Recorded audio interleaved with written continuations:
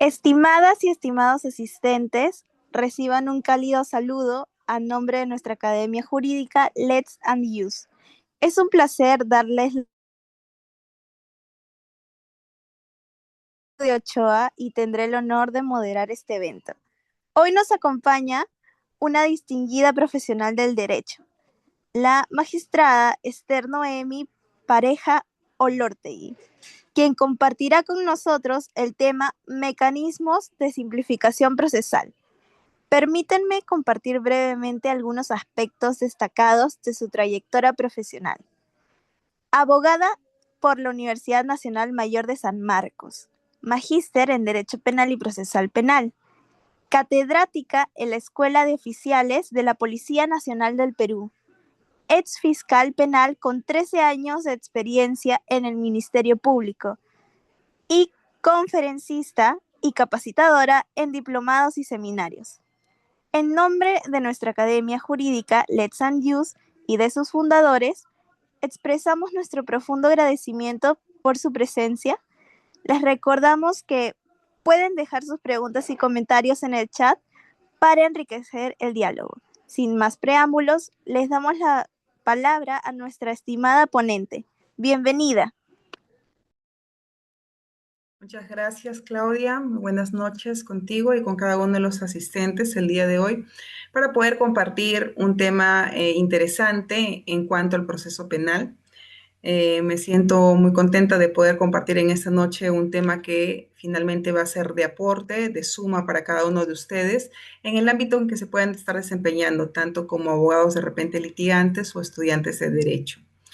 El tema que nos atañe el día de hoy es justamente el referido a mecanismos de simplificación procesal. ¿Y qué significa mecanismos de simplificación procesal? Sabemos que el proceso penal está constituido por tres etapas básicamente: la etapa de investigación preparatoria, que está enfocada o orientada básicamente a todos aquellos actos de investigación que despliegue el fiscal, que despliega el abogado defensor y también el abogado de otra parte procesal, es decir, el agraviado con el delito. Y dentro de estos actos de investigación que se despliegan, los mismos se realizan con el siguiente fin. Cada uno lo que va a querer es aportar elementos que verifiquen su teoría, la teoría del caso. En el Ministerio Público, pues obviamente el aspecto de que esta persona podría haber cometido un delito. Luego de ello, sabemos que continúa la etapa intermedia, esto es una etapa que sirve de filtro para verificar pues si el hecho realmente reviste información o elementos que nos den vistos de una sospecha reveladora del delito, y finalmente esto le puede dar el pase a un juicio oral, o en caso esto no se haya podido verificar, un sobreseimiento y finalmente quede ahí la causa. Y cuando pasa el caso a juicio oral, pues vamos a entrar en un escenario ya de lo que es la actividad probatoria para efectos de verificar si el delito se ha cometido o no y si hay responsabilidad penal, o en todo caso lo que pueda asistir como la absolución del sujeto que ha sido pues destinatario de ese proceso penal. Pero eso es en líneas generales, eso es lo que pasa usualmente esquemáticamente en el proceso penal. Pero no todos los procesos penales tienen que pasar por estas tres etapas. Muchas veces sucede que dentro de la primera, segunda o incluso en la última etapa del proceso penal, antes que se desarrolle la actividad probatoria, se pueden arribar o utilizar ciertos mecanismos que, como su mismo nombre o nomenclatura lo dice, simplifican el proceso, acortan el proceso. ¿Y por qué el sistema hace esto? Porque obviamente al acortar también está cortando la carga procesal. Y cuando acorta, también obviamente aquella persona que se acoge a este mecanismo de simplificación va a recibir pues un premio. ¿Cuál va a ser el premio? La reducción de la pena. En todos los casos se postula mecanismo de simplificación, en todos los supuestos. ¿Cuáles son los criterios? Eso es lo que vamos a compartir el día de hoy. Y estando a esta introducción, paso a compartir el PPT para empezar a desarrollar el tema que hoy nos convoca.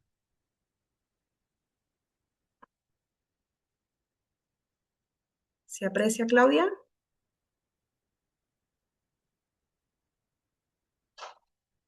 Sí, se aprecia. Ok, bueno. Vamos a hablar acerca justamente, como señalé hace un momento, de los mecanismos de simplificación procesal. ¿Qué es esto en resumen? Son instituciones jurídicas que están previstas primero por el cuerpo normativo, el Código Procesal Penal, y que va a permitir qué cosa? Resolver conflictos de naturaleza penal y sin necesidad de pasar por las tres etapas íntegramente que tiene el proceso penal. Como lo señalé hace un momento, va a tener como finalidad principal, obviamente, reducir la duración de los procesos penales. Y eso es ganancia para todos los sujetos procesales, porque si hablamos del sistema propiamente fiscalía o poder judicial, obviamente sabemos que la carga procesal es ingente. También esto puede implicar reducción de gastos. ¿Por qué? Porque cuando una persona es imputada de un delito o alguien es agraviado de un delito, cada etapa procesal del proceso penal tiene un costo cuando ejerce una defensa a su representación. Obviamente, a más etapas, esto le va a resultar más oneroso. Y también una ventaja o una finalidad que encontramos en estos mecanismos es que van a garantizar una respuesta rápida y eficiente al sistema. Dicen que a veces justicia que tarda no es una justicia pues que satisface, ¿no? Y a veces hay ciertos casos dentro del ámbito penal que pueden ser satisfechos de manera pronta, de manera célere y de manera efectiva. Y esto es lo que de alguna forma promulga o promueve estos mecanismos de simplificación procesal. Dentro de ello identificamos varios, por ejemplo, el principio de oportunidad, el acuerdo reparatorio. Y ahora vamos a poder ver esta pequeña diferencia entre el principio de oportunidad. Sepan ustedes que en campo, cuando el fiscal convoca para el principio de oportunidad o acuerdo reparatorio, incluso a veces las defensas son convocadas para ello, hay una confusión y se toma ambos conceptos como si fueran lo mismo, cuando no lo es. Eso lo vamos a desarrollar justamente en esta ponencia. Asimismo, vamos a hablar también de la terminación anticipada, de la conclusión anticipada del proceso inmediato, que son mecanismos que, como su nombre los dice, permite simplificar el proceso penal. Ahora bien, dentro de estos mecanismos de simplificación ya indicamos que uno de ellos es efectivamente reducir la carga procesal tanto de la Fiscalía como del Poder Judicial. Y aquí, pues, aplicamos definitivamente algo que es importante dentro del proceso, el principio de economía procesal y la eficiencia del sistema de justicia penal. Dentro de estos mecanismos de simplificación procesal vamos a encontrar el principio de oportunidad, los acuerdos reparatorios, la conclusión anticipada del proceso del juicio, y estos mecanismos pues van a surtir efectos jurídicos cuando una persona se acoja a alguno de ellos. Hablemos del principio de oportunidad. ¿Qué es el principio de oportunidad? Alguna vez en el Ministerio Público alguien decía, pero yo le voy a decir al fiscal que aplique el principio de oportunidad, decía una de las partes procesales. Y es que el principio de oportunidad acá tenemos que tener mucho cuidado. El principio de oportunidad es una facultad exclusiva del Ministerio Público. ¿Por qué del Ministerio Público? Porque dentro del marco de la investigación de un delito y la persecución del mismo, el Ministerio Público es quien ejercita la acción penal. El Ministerio Público es quien persigue el delito. El Ministerio Público es el que tiene el rol acusatorio y así diferentes roles a lo largo del proceso penal. Pero si nos remontamos al principio de oportunidad y nos ubicamos dentro de la primera etapa del proceso penal, vamos a ver que es una facultad exclusiva del fiscal. ¿Por qué? Porque cuando el fiscal decide aplicar principio de oportunidad, él lo que hace es renunciar al ejercicio de la acción penal. ¿Y por qué a mí como abogado me podría importar el aplicar el principio de oportunidad o que me apliquen el principio de oportunidad? Cuando el fiscal renuncia a ejercitar la acción penal, ¿qué me está diciendo? El fiscal está renunciando a formalizar un caso. ¿Y qué es formalizar un caso? Judicializarlo, procesar a la persona. Y ese escenario es un poco delicado. ¿Por qué? Porque dentro de la primera etapa del proceso penal, si yo tengo mi caso solo en diligencias preliminares que está a cargo del fiscal y logro acreditar o desvanecer esta imputación, el fiscal solo puede archivar el caso y cerrarlo. Pero ¿qué pasa si el fiscal ejercita acción penal? Ese caso se va a judicializar, se va a comunicar al juez de investigación preparatoria. Y si se comunica al juez de investigación preparatoria, ¿podrá archivarlo?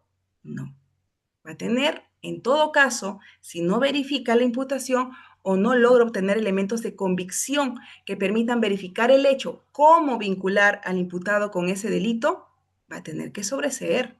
Pero para sobreseer va a tener que ir a una audiencia y va a tener que debatir y el juez va a tener que aprobar. ¿A mí como imputado me va a convenir pasar por toda esa fase? Si yo sé que hay elementos que me vinculan, obviamente que no. Entonces voy a desear postular a un principio de oportunidad. Y la palabra de repente más sencilla para que lo entendamos, el principio de oportunidad, a veces cuando vienen las personas y dicen, me están citando para un principio de oportunidad, ¿qué es eso? Y le decíamos, bueno, es como una negociación en materia penal. Usted va a pagar, pero un pago regular, ¿no? Un pago dentro del proceso, un pago legal, un pago que lo que busca es reparar el daño causado. Y a cambio, el fiscal dice, ok, me abstengo de ejercitar la acción penal, no judicializo tu caso. Finalmente cumples el pago y archivo el caso. Uy, qué bonito. ¿Y lo podemos hacer en todos los casos? La norma dice, no. Hay supuestos. No lo puedes hacer en todos los casos. No te puedo premiar en todos los escenarios. Entonces, ¿en qué escenarios me va a premiar? ¿En qué escenarios yo puedo aplicar el principio de oportunidad? Y es más, yo podría decir, puedo aplicarle el principio de oportunidad que es tan bonito una, dos, tres, cuatro veces y la norma también te restringe hasta cuándo puedes hacerlo. ¿Y dónde vemos muchas veces la aplicación del principio de oportunidad? En los casos a veces o acuerdos reparatorios, por ejemplo, de omisión de asistencia familiar, en los casos de lesiones. Y es que el principio de oportunidad da una ventaja tanto para el sistema como para la parte procesal imputada. Para el sistema, obviamente, disminuye la carga procesal y para el imputado, ya no tienes antecedentes. O sea, acepto los cargos, reparo económicamente el daño, pero no voy a tener antecedentes. ¿Me conviene? Obviamente me conviene. Ahora bien, el principio de oportunidad no se aplica, como lo señalé hace un momento, en todos los delitos. Hay ciertos criterios para aplicarlo. El principio de oportunidad se desarrolla dentro del marco de la fiscalía. ¿Qué es lo que va a suceder? Posiblemente al verificar el hecho y que haya elementos, porque tiene que haber elementos de convicción, ojo, no se aplica principio de oportunidad si no hay elementos de convicción, por eso es que cuando el fiscal cita para principio de oportunidad en su disposición fiscal, donde motiva, porque sabemos que el fiscal dentro del marco de la investigación emite hasta tres documentos distintos, disposiciones, providencias y requerimientos. Disposiciones, aquellas que permiten la continuación del proceso de la investigación y que tienen que ser motivadas. Requerimientos, pedidos que se van a someter a audiencia, como por ejemplo el requerimiento de prisión preventiva, y que también tiene que ser motivado y acompañado de elementos de convicción. Y, finalmente, las providencias, que lo que hacen es impulsar el proceso de la investigación. Pero vamos a detenernos en el primero. Me llega una notificación de disposición del Ministerio Público, ya sé que la disposición es para marcar la continuación del proceso, de la investigación y que tiene que ser motivada. Entonces, si el fiscal me cita para una principio de oportunidad, me tiene que señalar cuáles son los elementos de convicción que le permiten inferir tempranamente que hay una vinculación de mi patrocinado con el delito que se está atribuyendo. Para efectos de que yo pondere y diga, bueno, nos vamos a un principio de oportunidad y pagamos esta reparación civil.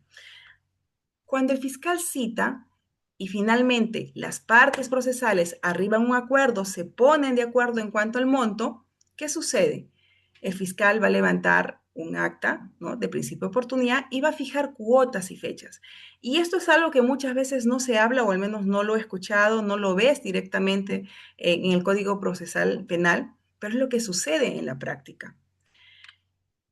Una persona asiste con su abogado a celebrar el principio de oportunidad ante el Ministerio Público y supongamos que el monto pues sea 7.500 en cuotas, en 5 cuotas, 1.500 mensuales. Y paga la primera cuota, paga la segunda, paga la tercera en las fechas programadas. Y resulta que la cuota número 4 no la paga. ¿Qué pasa ahí? ¿Qué pasa si no cumple? ¿El sistema hace algo? Sí. Y ahí viene un tema donde las partes procesales tienen que analizar, incluso el Ministerio Público, si es que es conveniente aplicar el principio de oportunidad o no. Y cuando digo las partes procesales no me refiero al imputado, me refiero al agraviado, porque el agraviado está esperando ser reparado y quiere que esto termine ya. Pero resulta que la cuarta cuota, cuando está en la penúltima, la persona no paga. ¿Qué hace el Ministerio Público? Le requiere. En el plazo, mayormente de 72 horas, a veces le da 5 días. Pero vamos a la realidad, vamos a usar la experiencia del Ministerio Público para decir lo que realmente pasa más allá de lo que vemos en un libro o en un texto. El fiscal le dice 5 días para que pagues. Estamos 10, tenía que haber pagado el último día de febrero y no lo pagó. Entonces el 15 ya tenemos una respuesta si es que no paga, porque si no paga, ¿qué sucede? El fiscal ejercita acción penal, es decir, formaliza. Se acabó el bonito escenario del principio de oportunidad. Pero esos 5 días pueden ser 3 meses, señores. ¿Y por qué? Porque el fiscal notifica y le dice, vas a pagar el monto que no has pagado en el plazo de 5 días. Pero tiene para ejecutar, para revocar ese principio de oportunidad y ejercitar la acción penal, tiene que verificar que ha sido válidamente notificado el sujeto. Y ahí viene el problema, que eso ya es parte del sistema. Manda a la central de notificaciones, la central de notificaciones manda el domicilio, no lo encuentra, primera visita, segunda visita, regresa, mala suerte. No encontraron a nadie, no encontraron el domicilio, no notificaron. La dirección está mal, falta un dato más, dice el notificador. Nuevamente notificas. Ok, vamos a decir que esta vez sí tuvimos suerte y notificaron. Salió la notificación, ¿ya puedo revocar? Si es que no ha pagado en los 5 días desde la notificación, no. ¿Por qué? Porque el fiscal ahora tiene que esperar que regrese el cargo de notificación del courier. Y eso a veces, por la carga procesal ingente que maneja el sistema, pueden ser en 2 o 3 meses. Y en esos 3 meses el señor no pagó. Finalmente, regresa después de 3, 4 meses, cuenta los 5 días, revoca y otra vez ya regresamos al escenario. Pongamos un caso, por ejemplo, de omisión de asistencia familiar. Esa mamita quería de una vez que se le abone todo ese monto de liquidación de pensión de vengadas que no se había abonado durante meses. Y finalmente terminó en un escenario de espera. Por eso es que algunas veces cuando se llevan a cabo el principio de oportunidad hay personas que no quieren negociar porque saben cuál es la conducta del sujeto, es decir, de incumplimiento. Cumple una, dos, tres y finalmente no cumple y regresamos, como se dice, a foja cero. Pero hay otros escenarios donde sí, la persona obviamente cumple. Esa es la pequeña desventaja que muchas veces no se menciona, pero que sucede dentro del sistema, ¿no? Cuando no hay cumplimiento y hay la necesidad de revocar. Ahora bien, con respecto al principio de oportunidad, ¿qué más tendríamos que decir? El principio de oportunidad pertenece a lo que se denomina dentro del derecho a un sistema de números clausus. ¿Qué significa eso? Un catálogo cerrado. Al inicio les decía, qué bonito, principio de oportunidad, todos quisiéramos el principio de oportunidad, no voy a tener antecedentes penales, reparo económicamente y se acabó el caso. Pero no, doctores, no se puede aplicar en todos los casos. La norma en el artículo 2 del Código Procesal Penal, numeral 1, nos hace un desglose en qué supuestos se puede aplicar el principio de oportunidad. Y es que el artículo 2 nos señala que el Ministerio Público va a poder aplicar el principio de oportunidad cuando exista escasa lesividad del hecho que se ha generado, cuando haya reparación del daño causado, cuando el delito no supere los 4 años de pena privativa de libertad, cuando no se afecte el interés público, cuando la persona que cometió el delito se afecte gravemente con la comisión del mismo. Pensemos en un escenario de un padre que está conduciendo un vehículo, está transportando a su hijo y lamentablemente sufre un choque y producto de ese choque el hijo fallece. Ha cometido un delito, aparentemente un homicidio culposo, pero el que ha sido afectado o agraviado ha sido su propio hijo. Entonces el sistema dice, bueno, aquí con la comisión del delito, que no lo buscabas porque es de carácter culposo, tú has terminado afectándote también gravemente por las consecuencias del mismo. Entonces te puedo aplicar principio de oportunidad. Dentro de las características, obviamente está el cumplimiento económico. El tema de los pagos también tiene una limitante. Y este es un problema que sucede, por ejemplo, con los casos de omisión de asistencia familiar, donde muchas veces se recurre al principio de oportunidad. Porque sepan ustedes que dentro del sistema procesal penal, aunque parezca increíble, a nivel casuístico, los casos de omisión de asistencia familiar son los que abarcan en mayor cantidad el porcentaje de casos que se atienden en la vía penal. Hasta un 70-80%. Es ingente. Entonces, ¿qué quiere el fiscal para reducir carga? Obviamente, principio de oportunidad. Y dentro de este principio de oportunidad, ¿cuál es la ventaja para el fiscal? Obviamente que cuando hay el cumplimiento de los pagos, puede archivar el caso, puede cerrarlo. Y dentro de este cerrar el caso, sucede que a veces las partes procesales tienen deudas ingentes. Ejemplo, llegan casos donde hay una deuda de 20.000, de 30.000 soles. Y entonces quieren pagar con cuotas de 500 soles, con cuotas de 800 soles, y ahí viene el otro escenario, que el principio de oportunidad, conforme al protocolo, también tiene un máximo de cuotas en que pagar ese monto que se va a reparar. No es indeterminado, no lo puedo pagar en años, en 50 cuotas, en 40 cuotas. Yo no puedo exceder el nivel de cuotas conforme al protocolo, que son 9. En ese sentido, uno tiene que ponderar si realmente es realizable o no el principio de oportunidad. Esto lo tiene que analizar tanto la defensa del agraviado como también el fiscal. ¿Qué pasa si yo tengo una deuda de 40.000 soles? Realmente, si no he podido pasar una pensión de 500 soles, ¿voy a poder cumplir con un pago aproximadamente, si es 40.000, de 4.500 soles mensuales? Difícil, por no decir imposible. Entonces, esto finalmente, ¿qué va a generar? Que no se pueda llegar a efectivizar y tarde o temprano este fiscal va a ejercitar acción penal. Y entonces volvemos al mismo escenario, ¿no? El reclamo de la víctima en lo que pueda ser haber sido agraviado. Ahora, este principio de oportunidad también es un aspecto que se convoca mucho, por ejemplo, cuando tenemos detenidos, o el acuerdo reparatorio también.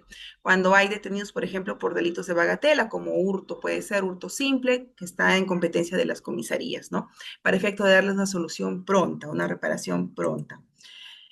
Como toda institución jurídica, tiene ventajas y desventajas. Ventajas, obviamente, evita la judicialización y ya les expliqué, ya señalé por qué es importante evitar la judicialización. No es lo mismo litigar en el escenario solo en la esfera de competencia fiscal a tener que hacerlo en el escenario del Poder Judicial, porque es sobreseer, fundamentar, justificar por qué yo voy a sobreseer el caso. Eso es uno.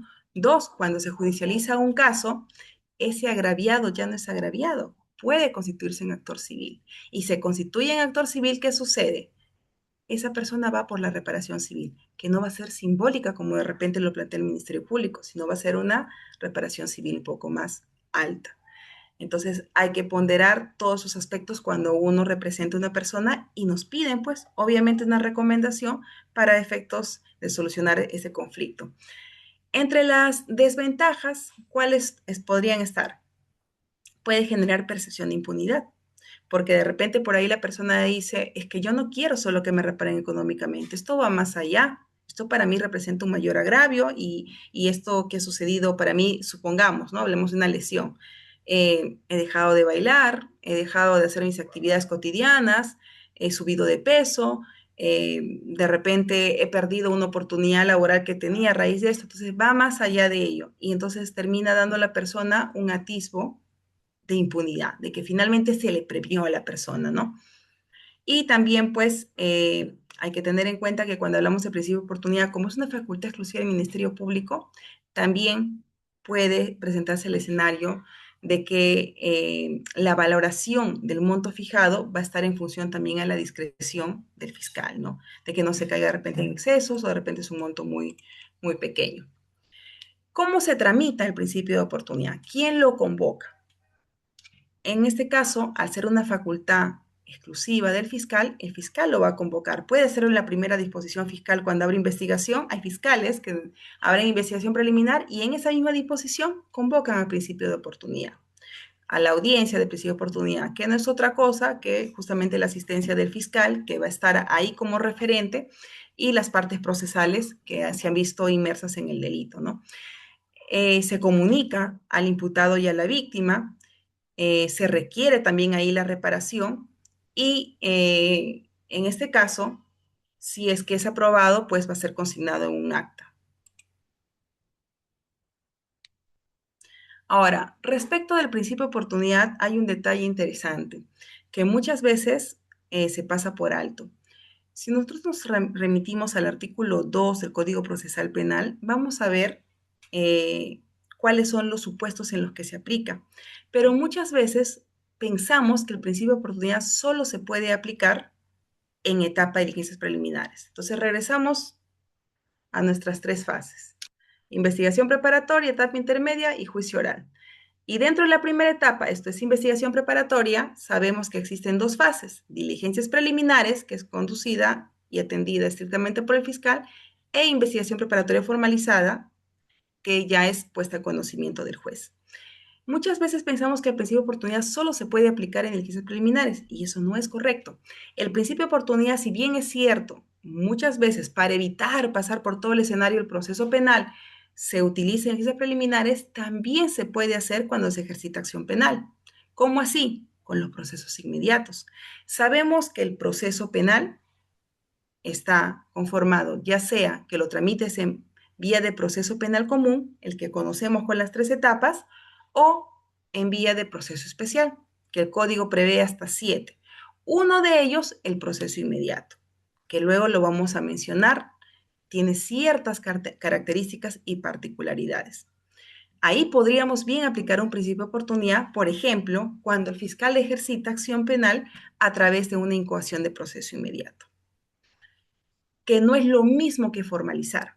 Cuando el fiscal formaliza, dice, ok, yo tengo sospecha de la comisión del delito y la vinculación y voy a ordenar para completar mi investigación y tener la certeza o de repente obtener elementos de descargo que me permitan sobreseer la causa, voy a realizar más actos de investigación, más diligencias. En el proceso inmediato no pasa eso. Cuando el fiscal ejercita acción penal en vía especial de proceso inmediato, no hay diligencias. El fiscal dice, el delito es tan evidente que yo no necesito hacer nada.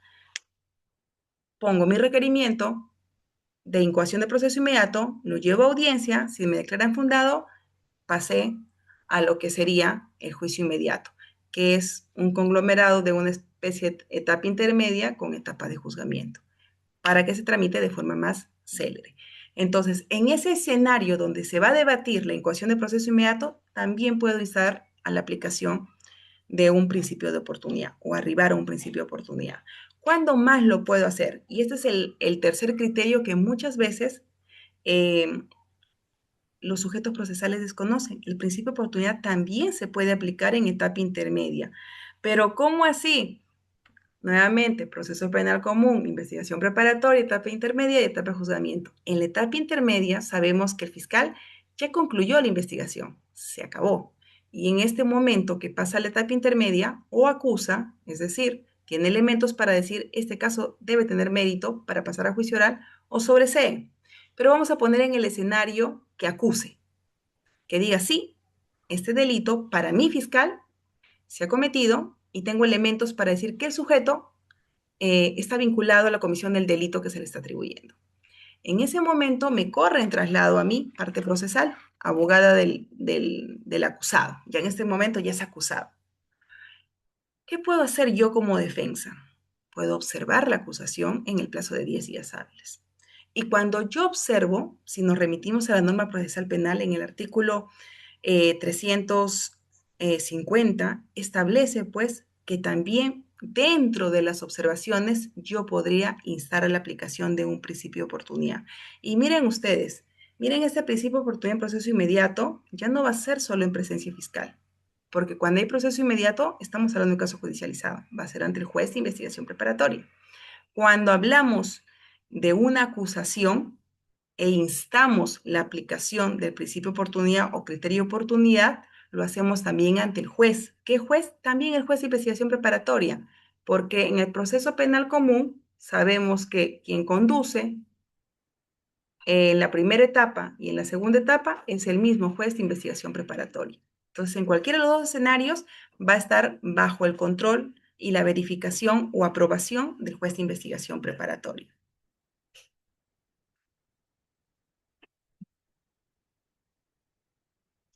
Ahora, dentro de este principio de oportunidad, nos ponemos en varios escenarios.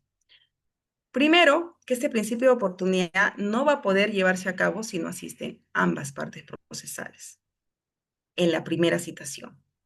¿Qué pasa en la primera citación?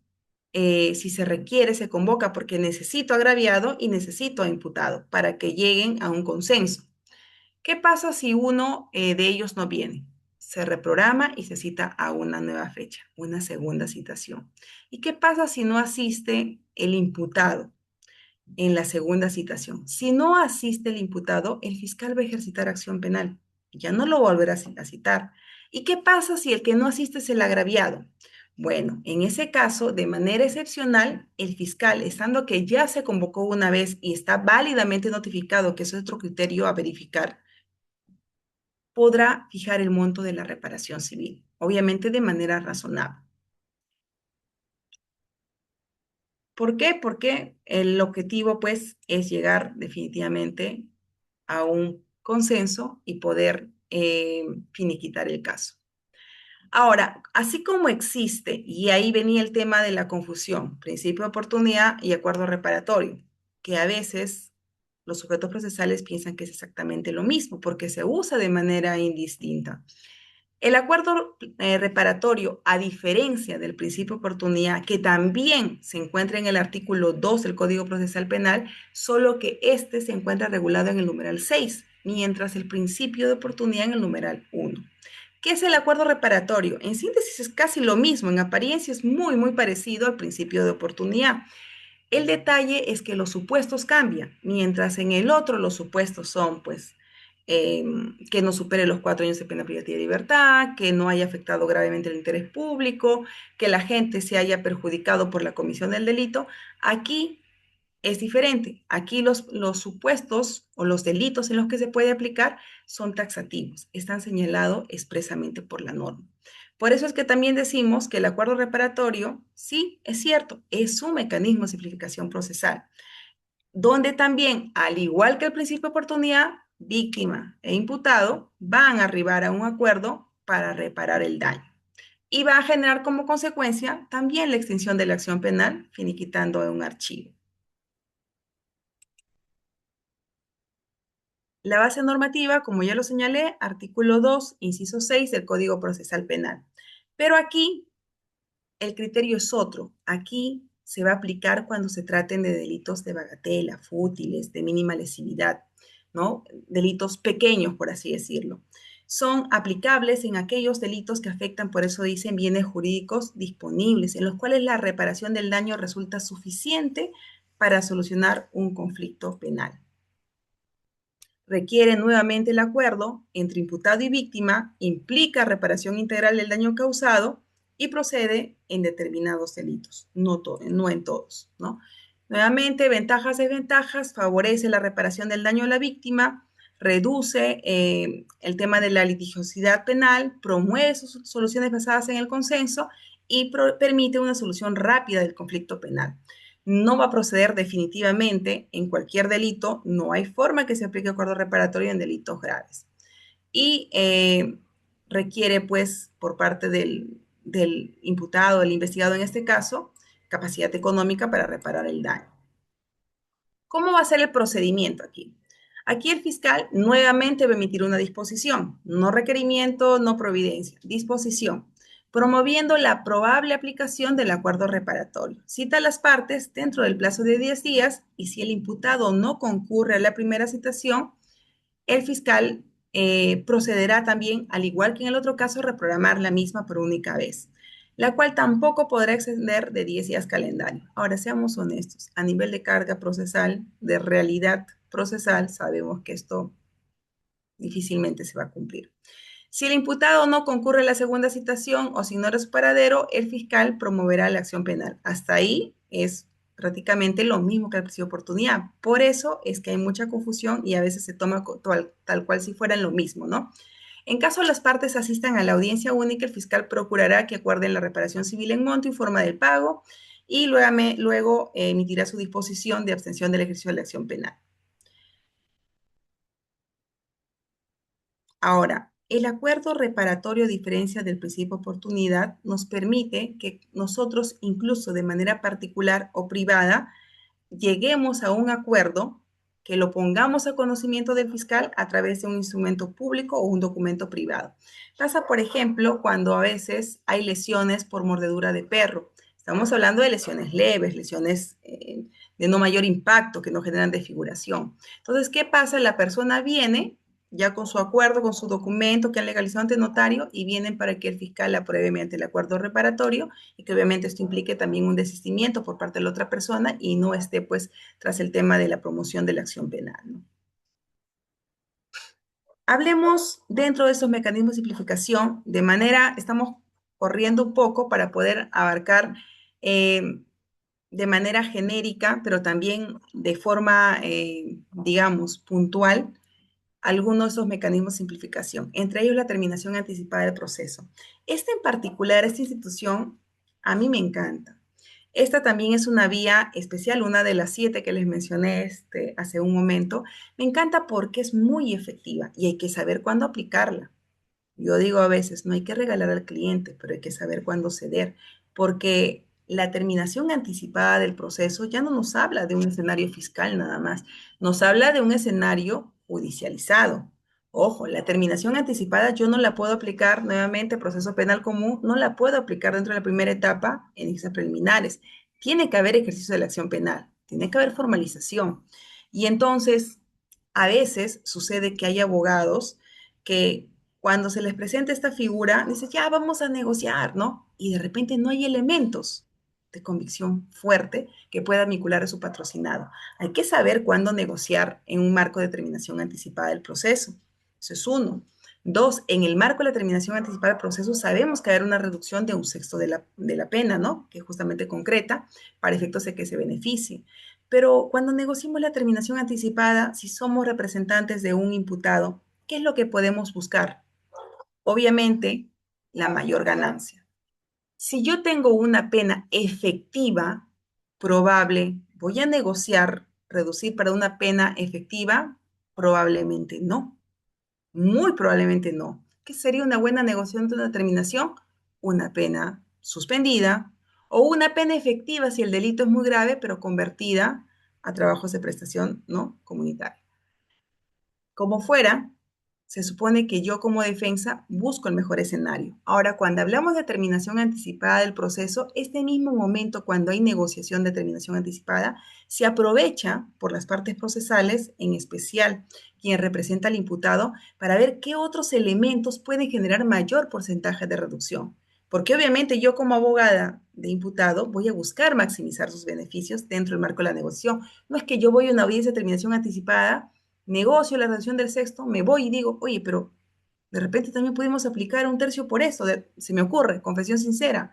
O de repente, en el momento de la evaluación o del examen toxicológico salió positivo para alcohol o para droga y mediante el acuerdo plenario puedo reducir un tercio adicional. Y no lo he hecho en ese momento, lo voy a hacer después. No, en ese momento tengo que aprovechar para invocar todos aquellos aspectos que me puedan ayudar a reducir. Y acá también hay otro elemento que ya no viene tanto de la teoría, sino ya del propio ejercicio, que hay que tener mucho cuidado. Cuando entramos en un contexto de terminación anticipada del proceso y encontramos otros criterios de reducción, el sexto es el último criterio que se usa. Y si ustedes hacen las operaciones matemáticas, es muy ventajoso. Porque a veces cuando el abogado desconoce, ¿qué hace? Primero le quita el sexto y luego le quita los otros criterios, digamos un tercio adicional. Y la operación matemática no es la misma. Es mucho más beneficioso reducir el tercio y luego el sexto, ¿no? Entonces también esos detalles uno muchas veces no los advierte y termina aplicando de repente una mala negociación. Pero ¿qué es la terminación anticipada? ¿Qué implica la terminación anticipada? Primero, aceptación de cargos. No existe terminación anticipada si no hay aceptación de cargos. Yo tengo que aceptar los cargos. O sea que me voy a declarar culpable, doctora. Sí, señor, se va a declarar culpable. ¿Y por qué yo haría eso? Primero, vamos a partir del hecho de que hay elementos fuertes que me van a vincular, que si esto sigue a la siguiente etapa, esto es un juicio oral y hay actuación probatoria, me voy a ir con una condena, obviamente con la pena que me está solicitando el fiscal. Ahora, la terminación anticipada dijimos que se aplica desde el momento que ya el caso es formalizado, o sea, judicializado. Antes, la terminación anticipada solo se podía aplicar nuevamente proceso penal común desde que estaba formalizado en la primera etapa hasta antes que se oralice la acusación. Cuando uno entra a la etapa intermedia y el fiscal formula su acusación y nos trasladan para que observemos 10 días, tenemos que esperar la fecha en que el juez nos convoca, ¿correcto? Y cuando se lleva a cabo la instalación de esta audiencia, antes de que oralice el fiscal la acusación, postulábamos la terminación anticipada porque ya habíamos conversado previamente con el fiscal o en ese mismo momento de la audiencia, de repente si soy una abogada que me he incorporado recién. Pero luego se modificó esto, de tal forma que esa terminación anticipada ahora se puede plantear incluso hasta antes que se emite el autoenjuiciamiento. ¿Y cuando se emite el autoenjuiciamiento? Dentro de la etapa intermedia, luego de que ya se desarrolló la acusación, es decir, se oralizó, se debatió y luego al final, pues el juez puede emitir el auto de enjuiciamiento. Hasta antes de esa etapa se puede arribar a una terminación anticipada. ¿Cuál es mi ventaja? Obviamente un sexto. Si yo como abogado sé que tengo elementos fuertes que me vinculan, que me son desfavorables, no voy a esperar pues llegar a la tercera etapa para una conclusión anticipada del proceso donde me van a reducir un séptimo. Mejor gano aquí donde me reducen pues un sexto, ¿no? Ahora, dentro de la terminación anticipada también pasa otro escenario interesante que muchas veces los abogados en el ejercicio profesional no advierten. ¿A qué me refiero? Cuando uno negocia un caso bajo terminación anticipada, no negocia solo la pena, porque no existe delito en el cual la sanción no sea privativa de la libertad sin que no le asista una reparación económica. Entonces, ¿qué sucede? Que hay algunos delitos, si ustedes verifican el Código Penal, que simplemente habla de la comisión del delito y habla de la pena. Pena privativa de libertad, voy a estimar que sean 8 años de pena privativa de libertad efectiva. Y hay otros delitos que dicen pena privativa de libertad y también pena de días multa. Pero yo sé que cuando voy a la audiencia y yo estoy postulando una terminación anticipada, yo voy a postular la reducción del sexto. Se supone que yo debería aplicar el mismo criterio y muchas veces en audiencia eso no es advertido por las partes procesales. Si yo he llegado a reducir un sexto en cuanto a la pena, debería también aplicar ese mismo criterio en los días multa e incluso en la reparación civil, porque está aplicando el mismo criterio de reducción porque está aceptando los cargos, porque incluso la terminación anticipada forma parte de lo que se conoce como el derecho penal premial. Te voy a premiar. Y claro, si yo sé que el proceso penal tiene 3 etapas, el proceso penal común, y aquí va a morir, pues obviamente te voy a premiar porque me vas a ahorrar al sistema despliegue para audiencias, personal, atención de un caso, te tengo que premiar. Y cuando yo postulo una negociación, si este delito tiene penas de días multas, pues también le aplicaré este criterio de reducción. Ahora, ¿qué es lo que sucede cuando uno plantea la terminación anticipada? A veces, mientras el caso está formalizado, los abogados pueden concurrir al Ministerio Público, conversar, conferenciar con el fiscal para efectos de ver una negociación. Y si hay actor civil, pues con ambos, ¿no? Para no tener observaciones en el momento de la audiencia. Pero, definitivamente, esta terminación anticipada que se postula va a tener que llevarse en audiencia privada. ¿Para qué? Para que el juez de investigación preparatoria apruebe o la desapruebe luego de hacerle el control de legalidad. De tal forma que cuando nosotros entramos en una negociación de terminación anticipada, tanto el fiscal como los abogados tienen que cuidar que esa negociación sea atendible. No puede ser excesiva, tampoco puede ser una negociación pues muy nimia, que no repare el daño causado. Tampoco puedo extenderlo en muchísimas cuotas. Tengo que ponderar cuál es el delito materia de proceso. No es lo mismo que yo negocie un caso de lesión leve o lesión de repente grave a que negocie un caso de tenencia ilegal de arma. Porque en el caso de tenencia ilegal de arma versus un caso de lesión leve, yo voy a tener un escenario en el cual la pena es mayor y va a ser altamente posible efectiva. Entonces, ¿qué se hace en ese escenario? Uno ya como abogado tiene que preparar a la persona que representa, si en este caso es un acusado, y postular la menor cantidad, el tema de lo que se denomina pronto pago. que es la primera cuota dentro del desarrollo de la audiencia. ¿Por qué? Porque lo que el fiscal, como en las partes procesales, actor civil, vamos a decir que hay un actor civil, y quien representa a un imputado, buscan que ésta sea aprobada, que sea estimada, no desestimada.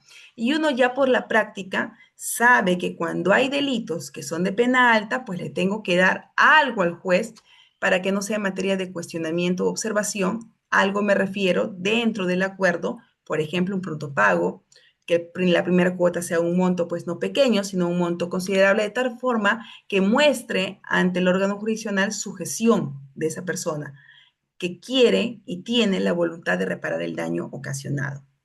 ¿Y qué pasa cuando se lleva a cabo esta audiencia? Ya se supone que previamente las partes procesales han conferenciado, han conversado todos los extremos de la negociación, se plantea el juez hace el control de legalidad y finalmente, si la prueba, emite la sentencia anticipada. Y empieza a surtir, obviamente, efectos jurídicos y el caso culmina. Doctora, qué interesante, pero ¿yo lo puedo aplicar en todos los delitos? Aquí viene otra restricción de la norma y te dice, un momento, la terminación anticipada no se puede aplicar en todos los delitos. En la mayoría sí, pero no en todos los delitos. ¿En qué delitos no se puede aplicar? No se puede aplicar cuando sean delitos de organización criminal.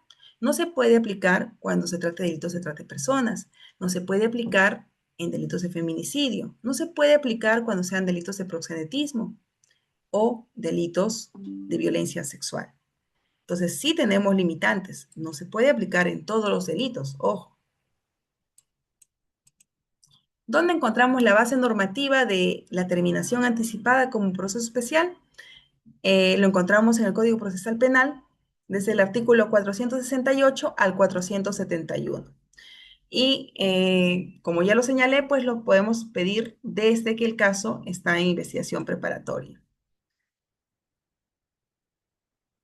Algo que es importante también acotar es que cuando tenemos un caso de terminación anticipada, previamente a concurrir a la audiencia, hay que explicarle a nuestro patrocinado los alcances del mismo y explicarle que el juez, previo a ello, va a realizarle algunas preguntas, entre ellas, obviamente, si está de acuerdo y si acepta los cargos. Porque si el juez advierte duda respecto de ello, puede pasar que no lo pruebe. Hace años estábamos en una audiencia, habíamos arribado en ese momento, yo me estaba desplegando como fiscal, ya habíamos negociado con la defensa el aspecto, los extremos de la pena, tanto en la pena y la reparación civil. Se le indicó al abogado, pues, ¿no? De que asista a la audiencia, de que esto iba a ser aprobado bajo los alcances del escrito que ya se había redactado. Llegamos a la audiencia, oralicé los extremos y en el momento que el juez le preguntó a su representado, este señaló que no tenía conocimiento, que no estaba de acuerdo, porque yo voy a aceptar los cargos. Ya se imaginarán cómo terminó eso. El juez no lo aprobó. ¿Y cuál fue la falla ahí? Que el abogado no conferenció previamente, no preparó los alcances de las preguntas que le iba a trasladar. Porque muchas veces sucede, y también ha pasado en otras audiencias, que al momento que el juez le pregunta al acusado, él dice, no, yo no soy responsable del delito. Yo estoy aceptando porque mi abogado me ha dicho que me conviene, porque voy a ganar unos años menos. Pero yo no he cometido nada por si acaso, pero lo voy a aceptar porque me es ventajoso. ¿Ustedes qué creen que pasa en ese escenario? ¿El juez lo va a aceptar? No.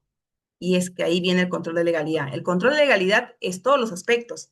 El aspecto de cuánto la reparación civil, en cuántas cuotas, cuánto se ha reducido la pena, si hay un margen legal o hay algún supuesto que se ha invocado que legalmente permite esa reducción. ¿Qué más va a verificar? Obviamente que esta persona sepa los alcances de lo que está aceptando. Tiene que verificar que esta persona, uno, se considera culpable del hecho. Tiene que verificar que esta persona sabe que a partir de ahí va a tener antecedentes penales y los está aceptando, ¿no? Tiene que verificar en el control de legalidad. Ventajas y desventajas. Ventaja nuevamente reduce duración del proceso penal, evita realización del juicio oral y permite obtener una reducción de la pena, generando pues que se descongestione de alguna forma el sistema judicial. Desventaja implica necesariamente reconocimiento de responsabilidad penal. Y miren aquí una pequeña diferencia. Cuando uno celebra un principio de oportunidad, también tiene que aceptar responsabilidad penal. Ojo.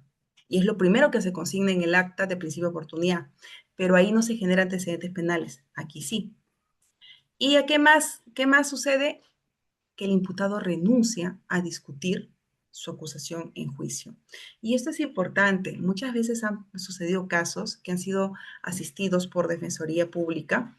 Es lo que estas personas señalan, ¿no? Y dicen, bueno, yo celebré una terminación anticipada, pero yo no sabía. El doctor me pusieron un defensor de oficio y me dijo, tú firma y tú acepta, y yo acepté, y luego me asesoré y entonces no me convenía y ahora yo quiero un poco complicado porque ahí tenemos que verificar cómo acredita objetivamente este escenario, esta persona, de que finalmente no aceptó bajo el alcance. Y es ahí donde viene nuevamente la importancia del control de legalidad. Se pedirá los audios para efectos de verificar si el juez le trasladó las preguntas correspondientes, si él sabía lo que estaba aceptando, si se le puso en conocimiento, ¿no? Para que estas incidencias a posterior no sucedan. Otro de las instituciones dentro de estos, digamos, instituciones o mecanismos de simplificación procesal es el proceso inmediato. El proceso inmediato también un proceso especial que tiene una particularidad. Y aquí es muy interesante porque el proceso inmediato, a diferencia de la terminación anticipada, que requiere que previamente hay una voluntad de negociar de las partes procesales y el fiscal, aquí no.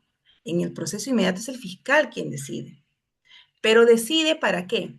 Decide para que el proceso se tramite de forma más célere. ¿Por qué decide eso el fiscal? ¿Porque se le ocurrió? No, porque el caso en sí cumple ciertos criterios. ¿Qué criterios, doctora? Criterios específicos. Uno, la evidencia delictiva y dos, la simplicidad procesal. Y estos dos elementos tienen que estar en el caso que es materia de investigación o proceso de forma copulativa. O sea, no puede haber evidencia delictiva y no simplicidad procesal. No, porque no prosperaría un proceso inmediato. ¿Ok? Entonces, si hay simplicidad procesal y no hay evidencia, ¿prospera? Tampoco. Entonces, como es el fiscal quien requiere y quien le da esa tramitación especial, porque esa discreción de él, yo como defensa puede ser que este proceso inmediato me resulte conveniente para negociar y dentro de ella hacer un subproceso, entre comillas, de terminación anticipada, dentro de la audiencia de incoación de proceso inmediato. Pero puede ser que como defensa no me convenga y yo cuestione esta situación y me puedo oponer, porque como el proceso inmediato no nace de una disposición, como si nacía el principio de oportunidad, sino nace de un requerimiento. ¿Y qué dijimos al inicio? Que es el requerimiento, es un pedido del fiscal que va a ser sometido a audiencia y que va a ser debatido. Por eso se llama requerimiento. Y el proceso inmediato nace con un requerimiento de proceso inmediato. Lo ingresa el fiscal ante el órgano jurisdiccional y se va a convocar a audiencia para ver si se declara fundado o no esa incoación de proceso inmediato. Es decir, para que verifique si es que este caso merece ser tramitado en vía especial de proceso inmediato. ¿Y cómo va a verificar el juez si es que este caso merece o no ser tramitado en un proceso célere de proceso inmediato? Va a verificar si existe evidencia delictiva y simplicidad procesal. Pensemos en un caso de tenderos en Ripley, en Saga, donde una persona ingresa en su bolso, lleva algún instrumento para cortar las piochas de seguridad y el momento que sale suenan, de repente con las cámaras le están siguiendo y observan que esa persona se lleva unas prendas. Dentro del marco de la investigación, esta persona es detenida y en la detención tengo al preventor que dice, sí, yo lo vi a través de las cámaras de seguridad. Tengo en el registro personal de incautación las prendas. Tengo los videos en el acta de visualización y transcripción, todo el movimiento, cuando se ponen las prendas dentro de su bolso y cuando sale con ellas a través de la puerta de Ripley de Saga. Vamos a hacerlo más redondo todavía. Aceptar los cargos. ¿Qué necesitaría yo hacer ahí? Dice el fiscal. Estoy en diligencias preliminares. ¿Qué necesito hacer? Hay evidencia delictiva. Y simplicidad procesal, ¿cuántos sujetos son? Dice. Uno solo. Ok. ¿Hay algo de complejidad en un caso de hurto como ese? Participaron dos sujetos, doctora. Ok. Concurso de personas, hurto agravado. Durante la noche, ya durante la noche. ¿Complejo? No es complejo. Entonces el fiscal decide tramitarlo por incoación de proceso inmediato. ¿Para qué? Para que una vez que sea declarado fundado pase de frente a juicio inmediato, que es lo que le interesa. Él quiere avanzar, él quiere sacar su carga ya, quiere que los casos acaben, que corran. Pero de repente a ti como defensa no te conviene, porque resulta que a último momento tomaste conocimiento que esa persona que apareció en el video no era tu patrocinado, sino era su hermano gemelo. Y esa diligencia nunca se llevó a cabo. No llamaron a la mamá, no recabaron las partidas de nacimiento, no vino la otra persona a declarar. Saque un caso. ¿Le va a convenir que se tramite en proceso inmediato? Obviamente que no. Entonces yo me voy a oponer. Y me voy a oponer porque voy a postular y decir, un momento, señor magistrado, no puede declarar fundada este proceso inmediato, porque si usted declara fundado este proceso inmediato, usted va a ver que hay simplicidad procesal, va a ver que hay evidencia delictiva y lo va a pasar de frente a juicio oral. Y ya no va a haber actos de investigación. Y yo necesito actos de investigación para demostrar que mi patrocinado no cometió ese delito, sino su hermano gemelo. Y entonces me voy a oponer. Pero también puede pasar el escenario positivo, para el fiscal, obviamente, que la persona diga a la defensa, sí, bueno, él ha sido, pues no, ya es evidente, pues que vas a negar, oye, eres tú, mire, está tu tatuaje, tu cabello en su sortijada, eres tú, pues ya, negociemos de una vez. Y acepta, se allana, no observa el proceso inmediato y pasa a juicio inmediato. Pero también puede pasar un tercer escenario, y que eso es estrategia muchas veces del Ministerio Público. ¿Qué hace? Y eso está mal. Voy a decir por qué está mal. Eh, Sabemos que tiene que haber copulativamente las dos características. Entonces, ¿qué hace el fiscal? Tiene un caso de robo. Y sí, pues tiene videos, ¿no? Vamos a decirlo así, tiene abundante evidencia. Pero es robo. Y el robo agravado es un delito pluriofensivo, características de complejidad. Entonces, el fiscal le pide proceso inmediato y como medida cautelar, porque ojo, cuando se hace el requerimiento de proceso inmediato, al igual que la formalización, tiene que haber accesoriamente el pedido de la medida coercitiva, comparecencia simple, comparecencia con restricciones o prisión preventiva. ¿Qué hacen los fiscales a veces por estrategia? Le piden accesoriamente prisión preventiva. La persona se asusta, tiembla y el fiscal dice, negociemos, pues negociemos. Si negociamos, aceptas pena, aplicamos terminación anticipada dentro del proceso inmediato y ya, me desisto de la prisión preventiva. O te vas 9 meses adentro. Y entonces la persona la piensa, ¿no?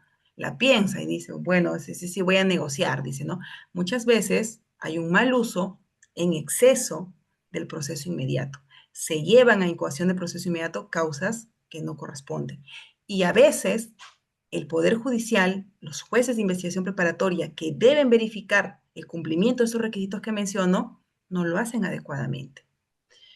Y ha sucedido un caso en particular, esto lo vi cuando yo era fiscal, no lo vio mi persona, pero sí sucedió dentro de la fiscalía, que habían planteado una incoación de proceso inmediato en un caso de robo agravado, con dos personas detenidas. Se llevó a audiencia de proceso inmediato y el juez de investigación preparatoria declaró fundado. Pasó a juicio inmediato y sabemos que en el juicio inmediato quien va a ver esa causa no es un juez de investigación preparatoria, es un juez de juzgamiento. Es el único escenario que también por ahí ha sido criticado, donde el juez de juzgamiento va a hacer el control, tal como si fuera un control de acusación, y luego va a empezar a llevar a cabo la actuación probatoria dentro del juzgamiento, dentro del juicio inmediato de un proceso inmediato. Pero previo a ello, el juez todavía, como va a ser un control de acusación, puede verificar. ¿Y qué sucedió en este caso? Que el juez de juzgamiento, cuando vio este caso de robo agravado, dijo, ¿cómo esto puede haber llegado a un juicio inmediato y haberse tramitado por una vía que no corresponde? Y lo devolvió y lo rechazó, declaró improcedente. Y aquí viene nuevamente, si yo tengo 3 etapas de proceso penal, estaba en diligencias preliminares y en vez de llevarlo por proceso penal común, el fiscal lo que hizo fue incoar proceso inmediato, que sería su especie de formalización, saltó de frente al juicio inmediato, que cogía esas dos fases. Cuando ese juez de juzgamiento, juez unipersonal creo que fue, no recuerdo, o juez de o colegiado, rechazó esa incoación porque se dio cuenta que lo habían aprobado mal, lo que hizo fue que ese caso regresara a la primera etapa. Formalizado, doctora, no, a diligencias preliminares. De juicio regresó a diligencias preliminares. ¿Por qué menciono esto? Porque aún, doctores, ustedes, cuando tomen un caso que muchas veces pasa en la práctica, tú estás llevando un caso, no necesariamente desde el inicio. A veces te convocan cuando ya está en juicio inmediato. Doctor, mire, me he enterado, ya empieza pasado mañana mi juicio inmediato y yo no sé qué voy a hacer y no sé cómo ha pasado esto. Revisa esa incoación de proceso inmediato, porque puede ser que todavía tú puedas retrotraer. ¿Y qué ventaja me da si yo retrotraigo a inicios preliminares? Plantear actos de investigación, pues, doctor, se abre la puerta. Entonces, eso es lo importante de conocer los alcances de cada institución y poder, yo digo, jugar, porque el proceso penal para mí es muy similar a cuando uno juega ajedrez. Tienes que saber las reglas y luego tienes que saber mover las piezas en función a lo que estás buscando. Si yo recién asumo un caso en juicio inmediato, no me resultaría conveniente que regrese a esa etapa donde yo nunca participé y propongo mis propios actos de investigación para ejercer defensa. La verdad que sí. Entonces tendría que verificar si todavía puedo hacer o cumplir ese escenario dentro del proceso inmediato. Otra duda que muchas veces salta cuando se trata de proceso inmediato es, doctor, a ver, 3 etapas del proceso. Yo estoy representando no al imputado, estoy representando al actor civil, al agraviado. Y resulta que recién me ha contratado aquí en juicio inmediato. O resulta que ya me contrató cuando va a llevarse a cabo la audiencia de incoación de proceso inmediato. Pero yo recuerdo que decía que el actor civil, es decir, el agraviado, que se constituye en actor civil para reclamar la reparación civil, lo hace cuando se formaliza, pero en proceso inmediato no hay formalización. ¿Cuándo lo hago? Cuando te notifican la incoación de proceso inmediato, ingresas tu solicitud y eso se va a debatir conjuntamente en la audiencia de incoación de proceso inmediato. Doctora, pero yo no he conocido el caso aquí. Yo ya llegué a conocer el caso en juicio inmediato. ¿Cómo hago para constituirme actor civil? En proceso inmediato, doctor, también puede hacerlo en juicio inmediato antes que se instale. Puede hacerlo. Hasta ahí llega el alcance de constitución de actor civil. Un día me escribe una colega y me dice, doctor, estoy indignada, un juez ha prevaricado, me dice. ¿Por qué? ¿Qué ha pasado? Estamos en la audiencia de juicio inmediato y ha permitido que la agraviado se constituya como actor civil. ¿Cómo va a ser eso si ya se acabó la etapa intermedia? Entonces, doctora, sí es posible, ¿no? No está mal, todos estamos para aprender y equivocándonos aprendemos más definitivamente, ¿no? Ahora, con respecto al proceso inmediato, igual hay sustento normativo, lo encontramos en el artículo 446 al 448. ¿Cuáles son los supuestos en los que se regula el pedido de un caso en tramitación especial de proceso inmediato? Cuando existe flagrancia delictiva, cuando exista confesión del imputado y evidencia suficiente del delito. Flagrancia delictiva no lo voy a desarrollar en su plenitud porque es muy interesante, es amplio, pero voy a decir cosas concretas con respecto a la flagrancia. Cuando usted tenga una incoación de proceso inmediato, doctor, ataque todo. Uno, si es que se da cumplimiento de ambos requisitos de manera copulativa, que tienen que ser los dos, evidencia delictiva y simplicidad procesal. Y dos, ataque esto. ¿Realmente hubo flagrancia? Si es que el fiscal lo señaló. Hay una partecita que muchas veces los abogados no leen o no le damos importancia, pero que es vital. Cuando usted recibe un requerimiento y coacción de proceso inmediato, luego del nombre del fiscal y del despacho, siempre hay una planchita arriba que pone el fiscal, ¿no? En mérito al artículo tal, tal, numeral, literal, tal, se incoa proceso inmediato contra persona tal. Revise y verifícalo en el Código Procesal Penal cuál está solicitando. Porque hay dos errores que comete muchas veces la fiscalía. Uno, como es una plancha, lo aplica para todos los casos y en su caso tal vez no hubo eso, no hubo ese supuesto. O a veces solo dice en base al artículo 446 y no dice qué literal y qué numeral. Entonces, usted como defensa tiene que observar, señor magistrado, escuchó la realización del requerimiento. Sin embargo, no escucho por qué le está incoando proceso inmediato, en cuál de los supuestos se está acogiendo.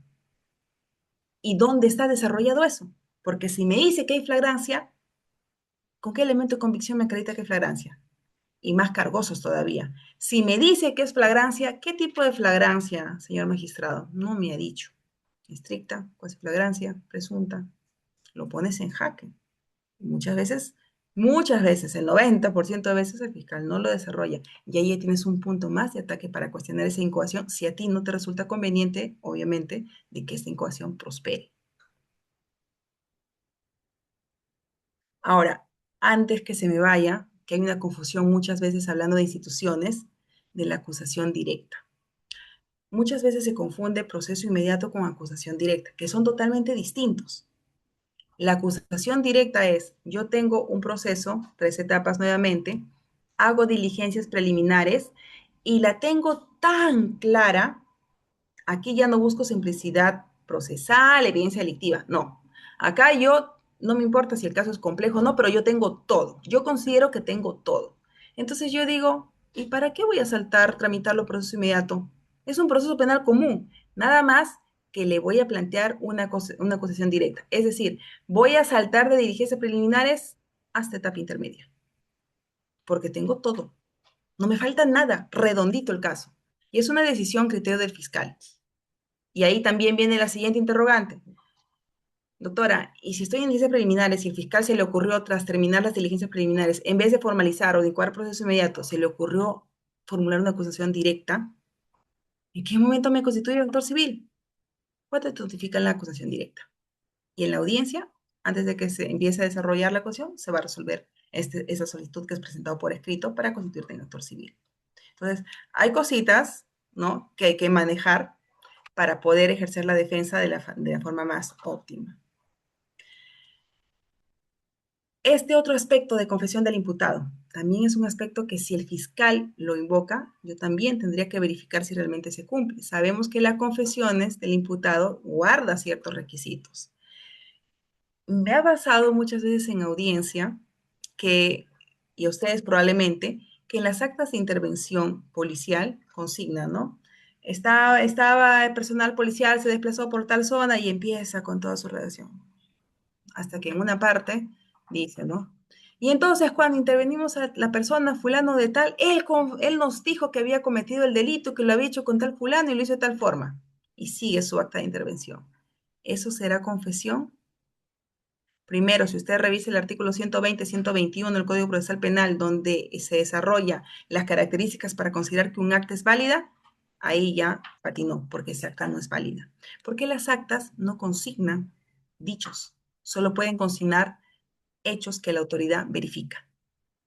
Escenario 1. 2, si eso se va a usar como un escenario de confesión para plantear una incoación de proceso inmediato, presencia del abogado defensor, presencia del fiscal, no hubo. Entonces no cumple, y otros criterios más que la norma ya desarrolla para efectos de verificar. Y así usted va cuestionando cada uno. Por eso siempre yo digo que es importante que cuando vayamos a una audiencia, más allá de leer lo que postula el Ministerio Público, cojamos el código en la parte de la norma invocada y verifiquemos si realmente cada uno de esos ítems, que son supuestos en realidad, se están cumpliendo o no, para efectos de verificar. Y cuando digo se están cumpliendo, tienen que estar dentro de los elementos de convicción, tiene que estar dentro de esa acta que tú revisas, de la declaración, del registro de repente personal, entre otras documentales que forman parte del acervo de la carpeta fiscal. Ventajas del proceso inmediato: reduce las etapas del proceso penal, permite un juzgamiento rápido, de alguna forma genera mayor eficiencia del sistema penal porque vamos a tramitar el caso de forma célere, ¿no? Reduce el tiempo de preparación de la defensa, eso es una de las ventajas claras. Y aquí nuevamente me detengo para mencionar otro detalle.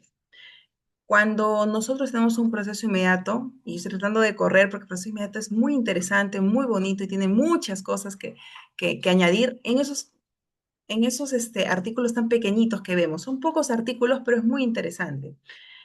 Sepa usted que cuando usted va a una audiencia de proceso inmediato, si usted no está de acuerdo, cuando escucha que el juez dice fundado el requerimiento de proceso inmediato postulado por el fiscal, usted puede apelarlo. Pero como es un proceso célere, no le van a dar los días para presentar por escrito.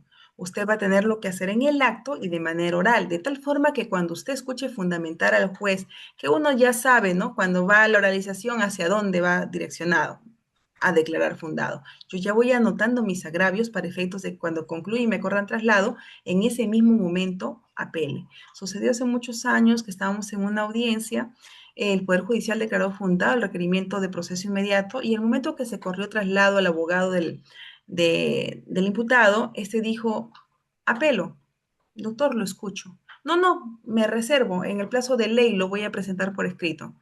Y el juez le dijo, no, doctor, si usted va a apelar, apele en este momento, tiene que oralizarlo. No, que lo voy a presentar. Doctor, revise el código, le decía, ¿no? Revise, ¿no? Y entonces él tuvo que improvisar una apelación en ese acto y en ese acto también, obviamente, el juez la rechazó porque la oralización pues fue muy vaga, no señaló los agravios porque obviamente no estaba preparado para un escenario como él, como ese, ¿no? Entonces ahí también hay que tener mucho cuidado que las reglas cambian por la naturaleza misma del proceso. Y finalmente la conclusión anticipada del proceso, que esta ya de las 3 etapas del proceso penal común la vamos a usar en la última, en la etapa de juzgamiento. ¿En qué momento? ¿En cualquier momento? No. Cuando usted es convocado para juicio oral con su patrocinado, previo a que empiece la actuación probatoria, luego de que los sujetos se acreditan y se instala, porque tiene que instalarse en la audiencia, el juez le va a preguntar a la persona si se declara inocente o responsable y si quiere arribar a algún mecanismo de simplificación. En este caso, a una conclusión anticipada de proceso. Obviamente, como ya avanzó más, pero todavía no hay actuación probatoria, el derecho penal premial dice, te voy a premiar, pero como me has hecho trabajar una más, no, pues no seas gracioso, te voy a reducir un séptimo, no un sexto.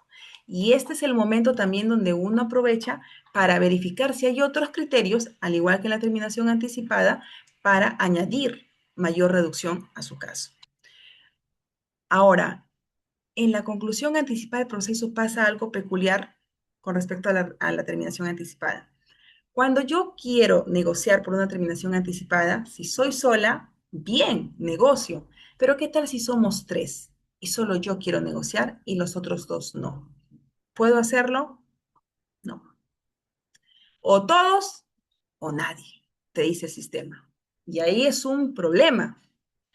O, en todo caso, cuando en investigación preparatoria resulta que tenemos 3 personas que están imputadas de un delito y 2 son conscientes que han cometido el delito y el tercero no solo es consciente que no ha cometido el delito, los otros 2 saben que no ha cometido el delito y dicen, ¿saben qué? Yo quiero negociar. Los 2 sujetos te dicen, doctora, yo quiero negociar. Sí, pues, pero tenemos un pequeño problema. El otro no va a negociar, no va a aceptar. Tú mismo sabes que no cometió el delito, pero no importa nosotros, no se puede. ¿Qué es lo que se busca ahí? Construimos, ayudamos, apoyamos a que se construya el sobreseimiento respecto de esa otra persona para que llegado el momento que el fiscal concluya la investigación, sobresea y me permita negociar solo sobre esos 2 sujetos que sí hay elementos, que sí han aceptado y sí quieren negociar. Muy diferente a lo que pasa en la conclusión anticipada del proceso. ¿Qué pasa si estos mismos 3 sujetos avanzaron hasta la tercera fase? Y resulta que uno dice, no he sido, no voy a negociar. Los otros dicen, sí, queremos negociar, nos van a reducir, quiero irme a mi casa, etc, etc. ¿Pueden? Sí pueden, señores. Cuando estamos en conclusión anticipada del proceso, sí pueden negociar de manera parcial. ¿Y qué pasa con el que no negoció? El juicio va a ser solo respecto de esa persona que no entró en negociación. ¿Y aquí qué se va a emitir? En terminación anticipada, una sentencia anticipada. Y aquí, una sentencia conformada. Entonces, el juicio va a continuar solo respecto de esa persona que no ha sido. Ahora, hay otras cosas que también se usa en la práctica. Resulta que de repente ese tercer sujeto sí había cometido el delito, pero no quiere aceptarlo y tiene la convicción de que dentro del juicio oral va a ser absuelto. ¿Qué hace el fiscal? Negocia y le dice, ok, vas a aceptar los cargos, se acabó para ustedes 2, pero me van como testigo impropios el juicio oral. ¿Qué es un testigo impropio? Es un testigo que surge después del control de acusación y que estos que han sido acusados, vamos a decirlo en términos coloquiales, le van a mandar pues toda la chismosería contra el otro y le van a ayudar a tener fuerza, en su caso, al fiscal contra esta persona. Entonces, esto pues es la conclusión anticipada del proceso. He tratado de desglosar básicamente todas las instituciones a fin de que tengamos un conocimiento más.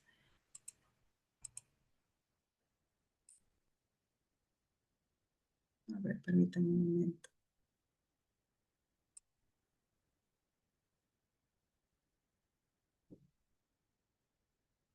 El derecho es lo mío, señores, pero la tecnología no. A ver, vamos a dejar de compartir. Ya. Ok. Listo. Con ello concluyo respecto a estos mecanismos de simplificación procesal. Principio de oportunidad, recuerdo reparatorio, terminación anticipada, conclusión anticipada y proceso inmediato. Tanto en el aspecto teórico como lo que muchas veces se suscita en el contexto del ejercicio profesional propiamente. Gracias, Claudia. Con ello concluyo la temática a desarrollar. Muy bien, hemos llegado al final de esta enriquecedora ponencia. A continuación se brindarán algunas indicaciones posteriores a la exposición. Se dará inicio a la ronda de preguntas.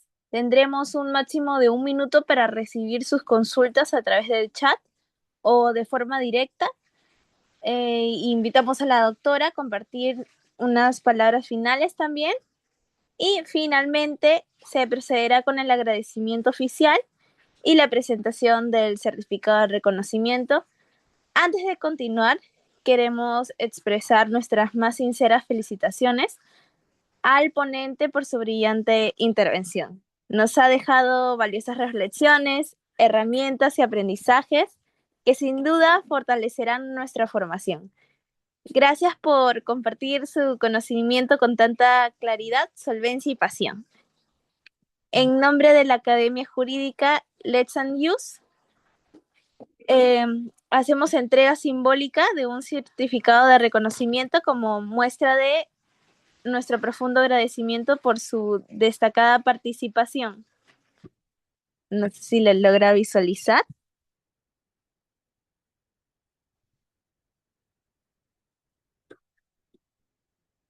Ahí está. Bueno, entonces ahora es ronda de preguntas. Pregunten, por favor, chicos, si tienen algunas dudas.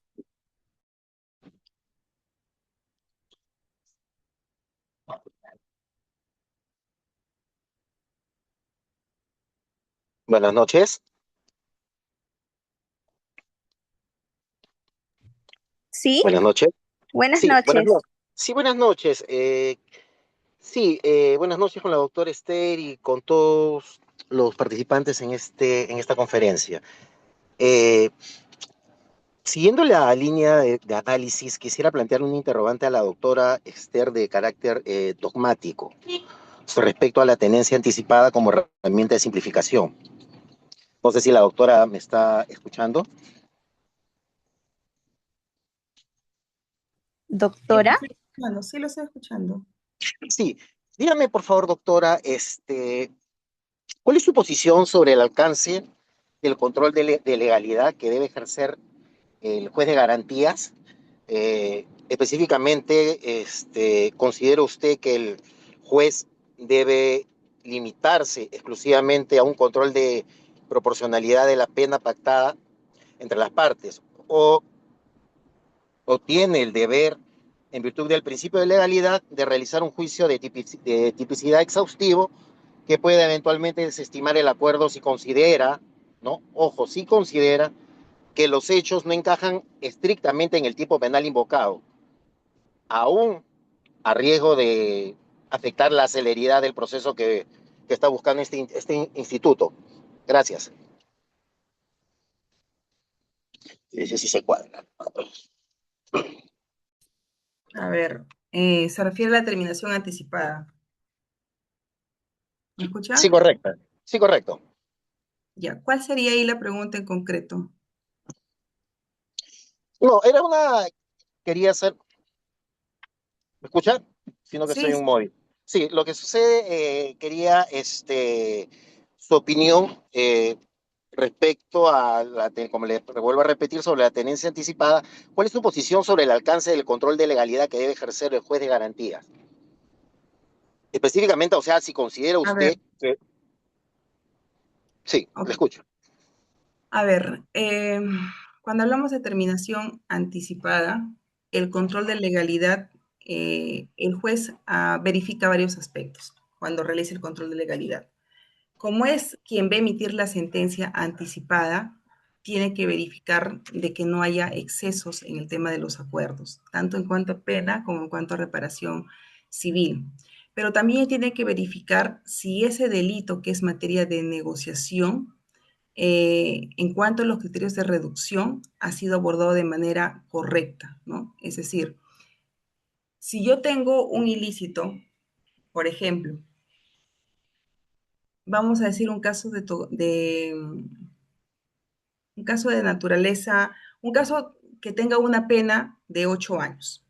Sabemos que conforme al decreto legislativo ha sido variado que cuando una pena no supera los 8 años, pues puede ser pasible de una pena suspendida. Y resulta que dentro del marco de negociación hemos arribado a una negociación de 7 años, 6 años con reducción. Y finalmente yo, como fiscal, me cierro en la postura de que esta negociación dé una pena efectiva. El juez va a observar, no nos puede decir a las partes procesales qué hacer, porque finalmente el acuerdo y la negociación ya está por parte de los sujetos procesales. ¿Qué es lo que puede hacer? Verificar para efectos de aprobar. Pero también muchas veces dentro del ejercicio propiamente, el juez a veces termina conduciendo, ¿no? Conduciendo o guiando con preguntas como, y doctora, ¿y por qué no la suspendida? ¿Por qué no podría hacerlo si finalmente existe este decreto? ¿Y por qué no le puede reducir un tercio adicional si finalmente hay un toxicológico que dio positivo para cocaína? Y el acuerdo plenario dice que usted puede reducir, ¿no? Entonces, utiliza a veces el juez en el ánimo de repente que los sujetos puedan invocar de manera adecuada de repente estas frases, ¿no? Como que pauteando, guiando. Ahora, dentro del escenario de negociación hay varios momentos. Muchas veces antes de la audiencia por parte de los sujetos procesales y otra durante la audiencia en los momentos que se apaga, obviamente, el audio donde el juez observa de repente, escucha de parte del tanto el fiscal como del abogado que lo que están trasladando no va a ser pasible de aprobación. Y como el audio está apagado, a ver, explíqueme cuál es su punto y usted por qué no, y empiezan con el tema ¿no? del diálogo para efectos de ver. Ahora, ¿qué tan correcto es esto? Bueno, es como lo que sucede muchas veces con el proceso inmediato. En el proceso inmediato, por ejemplo, que es otro mecanismo, si nosotros verificamos al momento que el juez ve si esa acusación puede pasar a un juicio oral, ese mismo juez que va a juzgar el caso es el que previamente ha verificado si ese caso debería prosperar o no para un juicio oral. Y ahí también diríamos, pero como que esto no es muy objetivo, ¿no? Porque obviamente si el juez ya dejó que pase el caso, como que de alguna forma cantado, ya me voy imaginando qué va a pasar después. Con respecto a la terminación, no hay tanto el tema de si la persona va a ser señalada responsable o no, porque ahí nace sí del acuerdo, ¿no? Nace del acuerdo. Ya las partes van con esta intención, ¿no? Entonces, normalmente esa es la forma en que manejamos, o lo que se maneja dentro de la audiencia, ¿no? La determinación anticipada. Acá también estoy, bueno, eso es en relación a su pregunta. Acá también veo par de preguntas. Acá hay una pregunta, dice, el principio de oportunidad, ¿por qué por primera vez cometió un delito se puede reparar en un robo, hurto solo una vez? Ya. Respecto al principio de oportunidad, tiene algunos escenarios donde no se pueden llevar a cabo. Uno de ellos es la reincidencia, otro es la habitualidad. Entonces, de ahí nace que muchas veces dicen, ¿cuántos principios de oportunidad tienes? Ya me acogí 2 veces, por conducción en esta ebriedad, por omisión de asistencia familiar. ¿Puedo cogerme la tercera? Bueno, hasta una tercera, porque después ya eres habitual y el principio de oportunidad no se puede aplicar en los habituales. Respecto al principio de oportunidad, ¿cómo lo vemos? ¿Cómo es que uno se entera, me refiero en este caso al fiscal, de que tengo una persona que quiere negociar bajo un contexto de principio de oportunidad por segunda, cuarta, quinta vez? ¿Cómo sé si finalmente no genera antecedentes penales. ¿Cómo el fiscal se da cuenta si la persona está mintiendo o está diciendo, entre comillas, la verdad? Cuando el fiscal lleva a cabo un principio de oportunidad, se registra en su sistema fiscal. Entonces, cuando va a arribar un principio de oportunidad, entra ese sistema. No aparecerá como antecedente penal, pero en el sistema del fiscal, que puede haber todo a nivel nacional, sí podría observarlo. Y si en este caso yo tengo una persona que es habitual, es decir, que tiene más de 3 principios de oportunidad, ya no le podría aplicar. O si es en todo caso reincidente. Respecto, me pones acá, robo, ¿ok? El robo no postularía para un principio de oportunidad. ¿Por qué no postularía? Porque supera los 4 años de pena privativa de libertad. Es una pena alta, es un delito de naturaleza que es reprochable, que es pluriofensivo. No aplicaría en un principio de oportunidad. A tu pregunta, Pedro.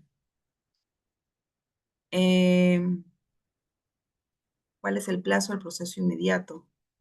Aquí, ¿cuál es el plazo del proceso inmediato? ¿Te refieres para convocar audiencia o todo el proceso especial?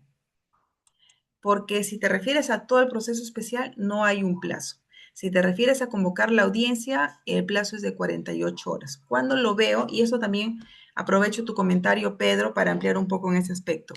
Cuando una persona se encuentra detenida, vamos a pensar en un hurto agravado. Si sabemos que la detención puede ser máximo por el plazo de 48 horas y no puede pasarse ese plazo porque entonces al toque el abogado va a meter un habeas corpus. ¿Qué sucede? Resulta que tengo 2 sujetos que el fiscal está haciendo el requerimiento que tiene que ingresarlo antes que se cumplan las 48 horas de detención. Y lo ingresa en la hora 46 de detención al Poder Judicial. Entonces, pasa 12, 18, 20 horas y no hay audiencia. Y el abogado se emociona y dice, ya venció las 48, tiene que dar la libertad. No, una vez que hay un requerimiento, ese detenido acabó sus 48 horas en la mano del fiscal, pero ahora pasa a estar en la carceleta del Poder Judicial. Y una vez que ingresa su requerimiento, el juez tiene hasta 72 horas para convocar la audiencia. Y entonces esta persona se va a quedar detenido más de 48 horas. Eso es en cuanto al plazo estricto para un caso de flagrancia. Respecto a un caso de no flagrancia, perdón, la norma establece 5 días, pero honestamente nunca se cumple, es imposible. Incluso cuando uno incoa proceso inmediato, doctores, y luego se es declarado fundado, el juez le da 24 horas al fiscal para que introduzca su acusación. Y ha habido muchos escenarios en la práctica que el fiscal ha pasado 3, 6, 8 meses y no ha ingresado su requerimiento acusatorio a pesar que la norma se expresa. Y ahí como que el juez se hace al que no ve, digamos. ¿Y el abogado qué hace? A lo más lo quejará en control interno, porque otro mecanismo legal con una consecuencia, como que, por ejemplo, ¿cuál sería mi consecuencia que me favorecería a mí como abogada? Diría, oye, no me has ingresado la acusación en 24 horas, entonces ya pasaron 3 meses, no puedes ingresar más acusación. Y eso no va a pasar, doctores. A lo mucho voy a poder accionar por control interno porque no he cumplido con los plazos que la ley establece, ¿no? Eso es básicamente en relación a su consulta. Espero haberla podido absolver tanto la consulta de Daniel y de Pedro en esos extremos. Gracias. Muy bien, Gracias, muchas doctora. gracias a Muy la gentil. ponente. Queremos agradecer de corazón a cada uno de ustedes por su presencia y participación activa durante esta sesión. Les invitamos también a seguir formando parte de nuestras actividades académicas, a estar atentos a nuestros próximos eventos y, por supuesto, a seguirnos en nuestras redes sociales para no perderse ninguna novedad. A quienes deseen obtener su certificado de participación, les recordamos que pueden inscribirse a través del enlace que ha sido compartido en el chat de Zoom. Gracias por apostar por el conocimiento, el debate y la formación jurídica con sentido humano. Esperamos que esta jornada haya sembrado en ustedes nuevas inquietudes, motivaciones y caminos de búsqueda. Y gracias por acompañarnos y nos reencontramos muy pronto en una sesión de la Academia Jurídica Let's and Use. Hasta pronto.